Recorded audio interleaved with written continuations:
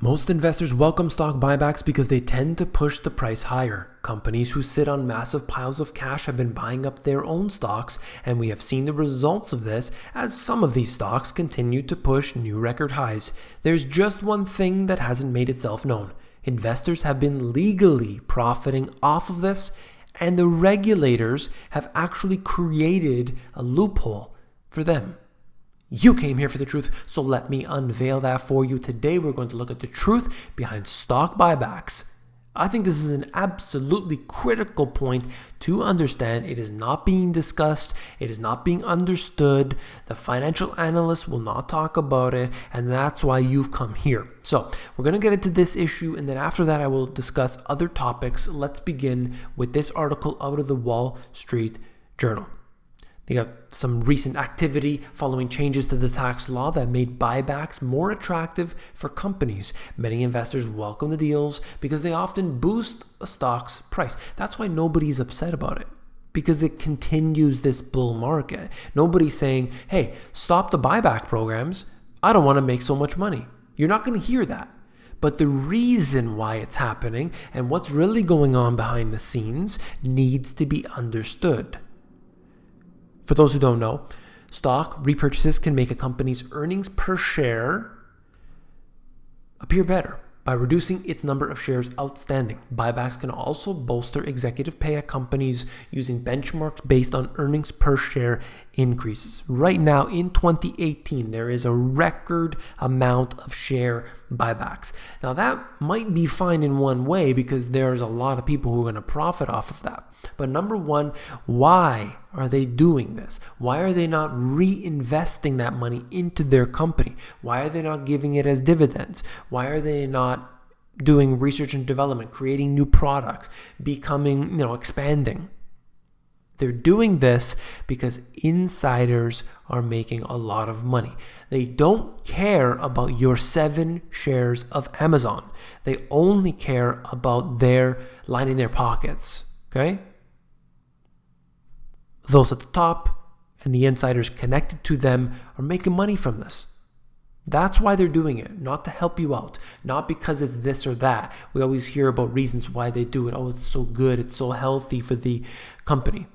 You should be expanding, you should be growing, you should be strengthening the foundation of your company, and buying back shares isn't always the best thing to do. There are certain instances when it is, but not right now. We have record buybacks that are taking place and there's no need for it. We should be in an expansive phase right now today. It's 2018. We're not in 2009, 2010.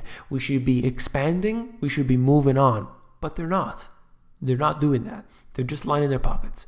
Corporate insiders are personally capitalizing on the recent boom in the buyback announcements, taking advantage of price bumps that often accompany share repurchase announcements. Company executives have been selling significantly more of their own stock immediately after the news than they do beforehand. What does that mean?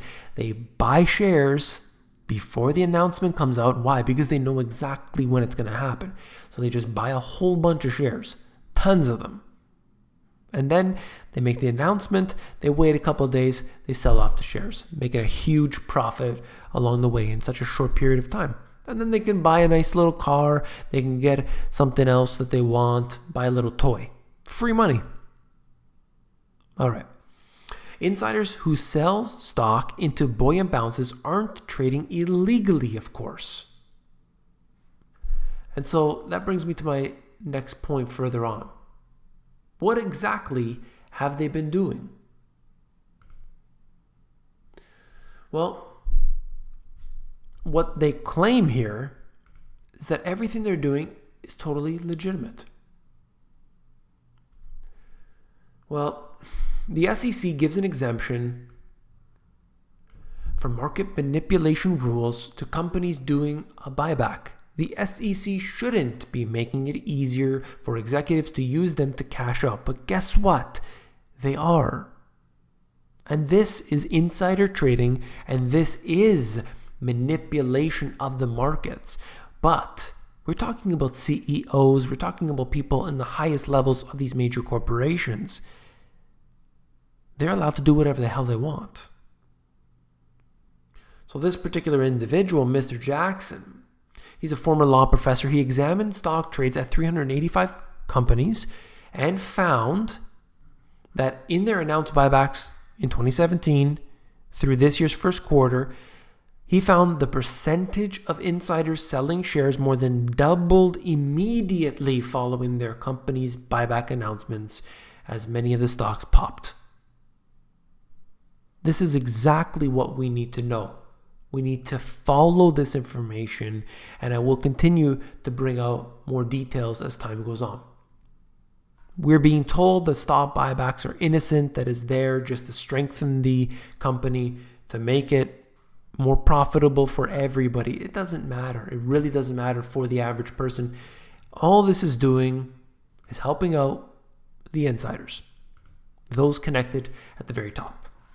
Now, I want to switch gears a bunch of times actually through this, and I'll go through this as quick as I can. Feds collect record individual income taxes through May, still run over $500 billion in deficit. Nobody cares about the deficit anymore. It's kind of a joke at this point because they'll never be able to eliminate that deficit or even shrink it to any significant degree.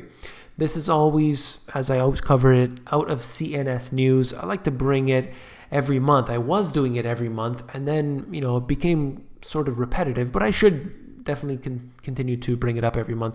It's a joke. They bring in record taxes all the time, but their deficit is a record all the time. Here you can see how this has been progressing. As the years go on, it's getting more and more. There are times when it's lower, but ultimately we're heading upward and onward, and that's not a good thing. Venezuela. I cover this country all the time because it is a crystal ball for the rest of the world. There are different issues here, and a lot of people get a little feisty when you talk about Venezuela and why this is the case. I'll leave my opinion out of it. All I know is that inflation is now at 25,000%. 25,000. As far as I'm concerned, the currency is completely and utterly destroyed. There's no value in it anymore. The currency used to have value. And then a few things happened. At the snap of the fingers, suddenly you wake up one morning and you can't afford anything.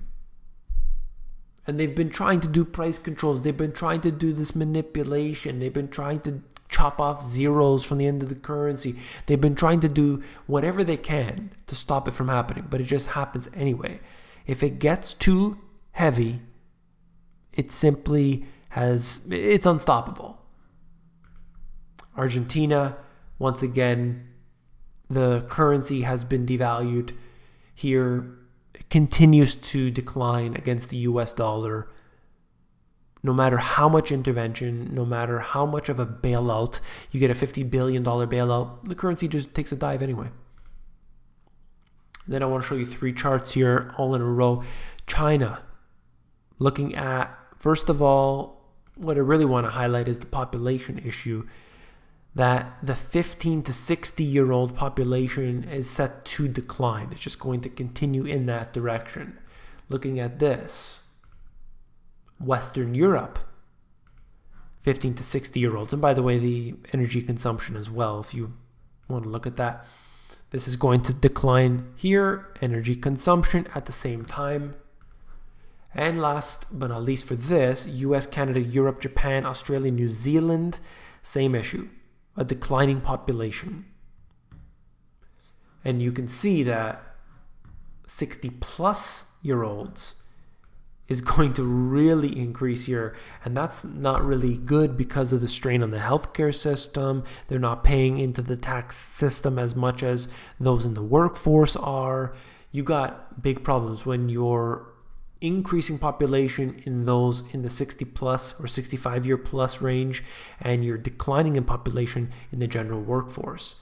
When you have a Ponzi scheme system set up, this is an absolute disaster waiting to happen. The art fair where $20 million impulse buys are the new normal. This happens to be out of Switzerland. There's a lot of wealth there, very clearly. A lot of people from Europe have their wealth in there in the not so private safe deposit boxes and accounts that are there, which are now considered to be free for all. But anyway, this here is talking about a particular art fair. People are walking around, they're dropping down $20 million, $2 million, $5 million on art. And they don't even know what they're in for. They just go there and they just happen to be buying things. It's not as if it's an auction and you know this piece is going to get, let's say, at least $100 million for it, and then they have bidding on it. This is just, you're walking around and, maybe I'll buy a $20 million worth. We've got people at the top, we've got people at the bottom, not enough people in between, and that's going to become a consistent issue as the years go on. That's really my point here. We have this population that's declining, it's going down, but you have a very few select people at the top which aren't part of these statistics. They're not even the 1%. They're not even the 0.1%. They're far beyond that. We've set up a system of debt. This system is purposely designed in a way so that you and I are always losing out. And those people who are buying $20 million impulse buys, they keep doing better and better. That's all for this video. If you found it informative, please give me a thumbs up. When you give me a thumbs up, it helps to support this channel. So I do appreciate that very much. And last but not least, if you received financial education every day, all throughout your school education, then you don't need these books. But if you're like the 99.9% of people out there, you didn't receive a minute of financial education, unfortunately. And that's why I created these two books. I think that they are what everybody needs to read, what everybody needs to know. So within these two books, I think that you will be able to understand the truth behind the financial system, how to manage your own money. And if you still want to take your money to the bank, to the individual there, well, then you can ask the right questions. So that's all. If you want to flip through the pages of these books, you can do so at the link in the description below. And if you prefer the audiobook version, you can go over to themoneygps.com. Take care.